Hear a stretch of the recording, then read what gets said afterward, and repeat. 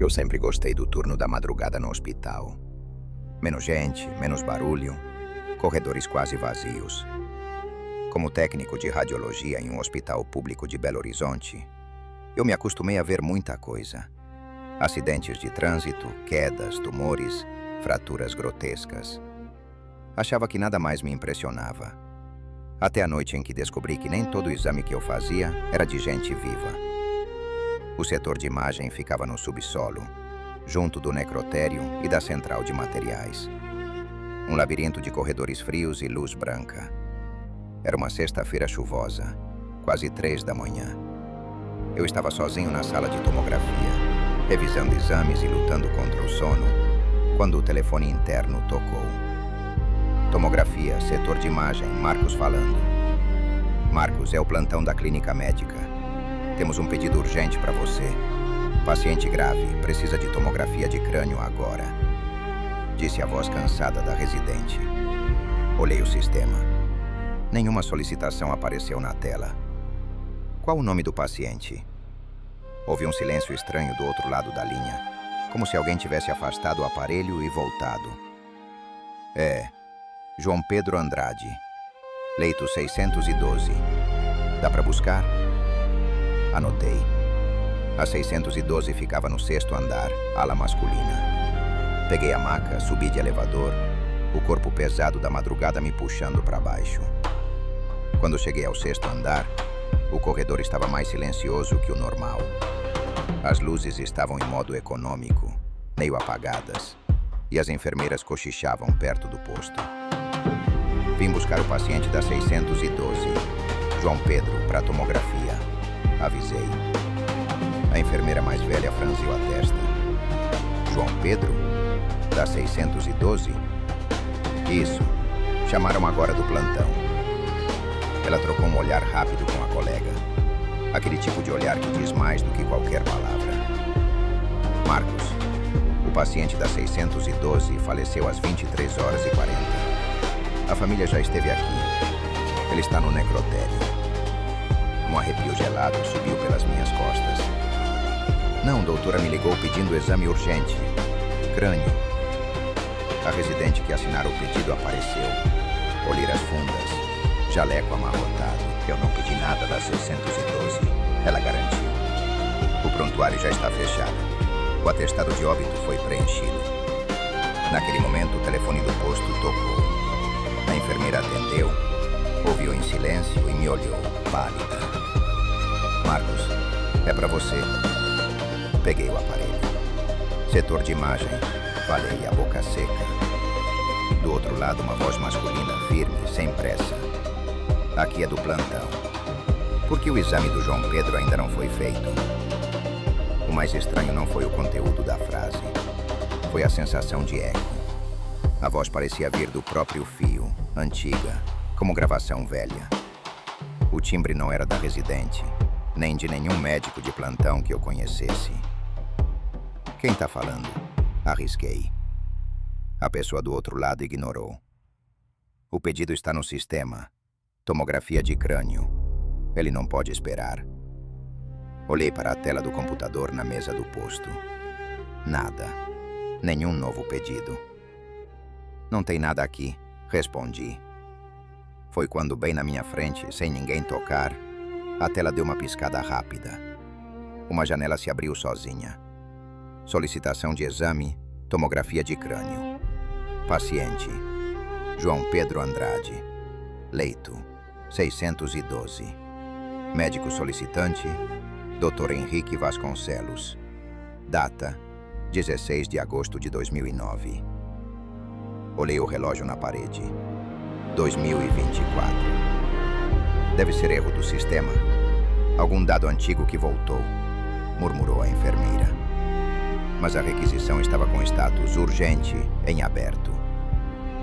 Marcos, você tá pálido, a residente comentou. Poucos segundos depois, uma notificação apareceu na parte inferior da tela. Paciente em transporte para setor de imagem. Quem marcou isso? Perguntei, já sabendo que ninguém ali tinha feito. Ninguém respondeu. Decidi descer.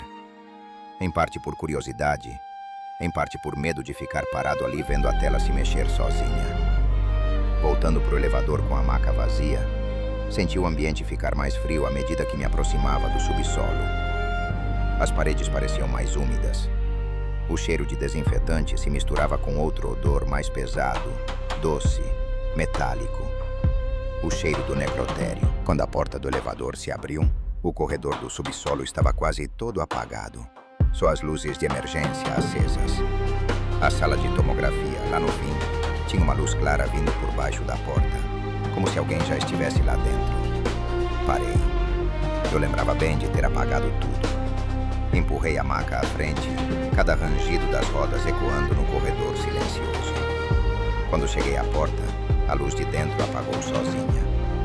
Fiquei alguns segundos respirando fundo, a mão suando na maçaneta, até que girei e entrei. A sala estava vazia. O aparelho de tomografia desligado. Computador em modo de espera. Mas havia algo diferente. A maca do aparelho estava posicionada mais para fora do que eu tinha deixado, como se alguém tivesse acabado de deitar ali. E no lençol branco, bem no centro, uma marca funda. O formato exato de um corpo. Tem alguém aí? Perguntei, ridículo. O rádio na minha cintura chiou, como se alguém tivesse apertado o botão sem falar. Um ruído baixo, estático. Depois bem fraco. Tomografia. João Pedro, leito 612.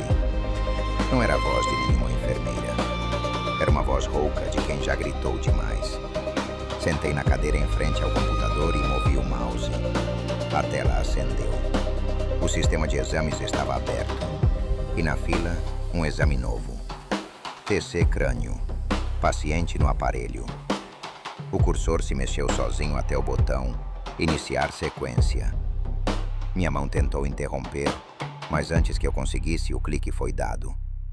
A máquina de tomografia ligou.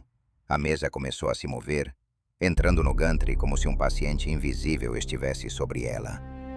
Ninguém estava ali, mas o equipamento se comportava exatamente como se estivesse. O protocolo foi carregado. Cortes axiais 5 milímetros, da base ao vértex. A mesa avançava, recuava. O som dos motores preenchia a sala. Eu assistia pelo vidro, o coração batendo no pescoço. Não sabia se fugia ou continuava. Quando a sequência terminou, o monitor do lado mostrou: exame concluído. E alguns segundos depois, as imagens começaram a aparecer na estação de trabalho. Uma sequência perfeita de cortes de crânio humano. Ossos, seios da face, base do crânio. Tudo como sempre, exceto por um detalhe. Em cada corte, nos limites da imagem, nos cantos mais escuros, algo parecia se mover, como se a sombra não estivesse fixa. Aumentei o zoom. No canto inferior esquerdo de um dos cortes, a densidade da imagem formava um contorno sutil de um rosto, visto de lado. Na imagem seguinte, o contorno se movia um pouco, quase imperceptível. A sensação era de que alguém, de dentro do exame, estava tentando ser visto. Abri o laudo antigo do sistema, filtrando pelo nome do médico solicitante, Dr. Henrique Vasconcelos. O sistema travou por um momento, como se cavasse fundo demais em registros velhos. Então uma lista surgiu. O último exame solicitado por ele. TC crânio, trauma, 16 de agosto de 2009. Paciente, João Pedro Andrade. Status, solicitado, não realizado. Você não chegou a entrar na máquina, né? Sussurrei sozinho na sala.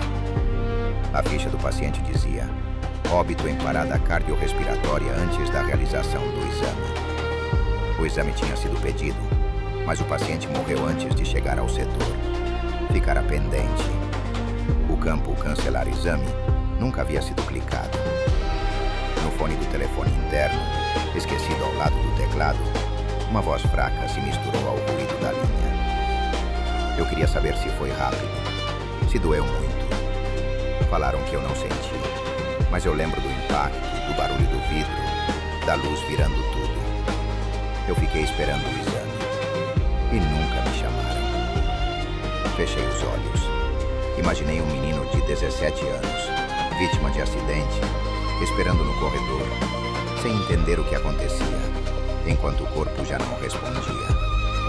A parte dele que ficou ali, presa na rotina, no protocolo não concluído. João. Arrisquei o nome, sem saber se era certo. O exame tá aí. Olha. Olhei as imagens com o mouse. Corte por corte, mostrei na tela a trajetória do trauma que não tinha mais importância para médico nenhum, mas que para ele parecia ser tudo. Foi na lateral. Foi rápido. Hoje em dia ninguém sente dor depois desse tipo de impacto. Foi mais a confusão, o susto. Falei com a voz falhando. O silêncio do outro lado do fone mudou. Não era mais carregado, era leve. Um suspiro. Então acabou, né? Ele perguntou. Engoli em seco. Acabou. Você não tá mais esperando na fila. Olhei para a tela do sistema. O cursor sozinho se moveu até o botão cancelar exame. Não como falha técnica, mas como gesto decidido. Clique. Uma mensagem surgiu. Deseja cancelar exame pendente? CMN. Sem eu tocar em nada, a opção S foi selecionada. O exame desapareceu da lista de pendentes de 2009. E junto com ele sumiu a sensação de peso na sala. O ar pareceu entrar de novo nos pulmões. O aparelho terminou seu ciclo e ficou em stand-by, silencioso. Voltei para casa naquele dia com a cabeça latejando. No relatório de plantão escrevi apenas: teste de rotina em equipamento. Ok. Não contei para ninguém. Quem ia acreditar que fiz um exame de tomografia em um paciente morto há 15 anos? Desde então, de madrugada, às vezes o sistema tenta puxar exames antigos sozinho. Requisições de pacientes que já não estão mais no hospital. Aprendi a reconhecer. Não são bugs, são pendências. Histórias interrompidas por paradas cardiorrespiratórias na porta da tomografia. Cirurgias que não aconteceram. Laudos nunca escritos. Não acho que o hospital seja assombrado no sentido clássico. Acho que é saturado. De gente, de dor, de medo, de protocolos, de cliques que decidem quem vive e quem morre. Algumas coisas ficam presas nesses cliques incompletos. Hoje, quando um exame é cancelado porque o paciente não resistiu, faço questão de ir até o sistema, abrir a solicitação e encerrar corretamente. Coloco o óbito antes do exame. Parece burocracia, mas para mim é uma forma de dizer: eu sei que você existiu, eu sei que você estava na fila. Uma forma de não deixar ninguém esperando para sempre do lado de fora de uma sala fria, ouvindo o som da máquina que nunca chegou a usar. E quando estou sozinho no subsolo e o telefone toca de madrugada sem ninguém na outra linha, digo baixinho: exame encerrado, João. Pode descansar. Não sei se ele ainda ouve, mas desde aquela noite, o aparelho de tomografia nunca mais